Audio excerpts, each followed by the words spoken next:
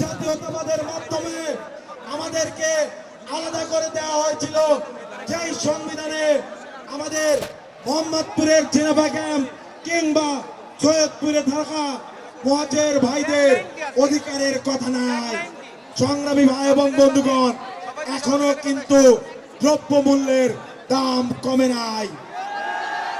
আজকে এইখানে আসার আগে সিরাজগঞ্জে এবং গোপালগঞ্জে আমাদের ভাইদের উপর আক্রমণ করা হয়েছে, এখনো পুলিশ প্রশাসন ঘুমাচ্ছে। আমি বলতে চাই, স্বরাষ্ট্র উপদেষ্টা কি করে বিডিআর হত্যাকাণ্ড, পিলখানার ট্রাজেডি নিয়ে এত ডাল বাহানা কেন?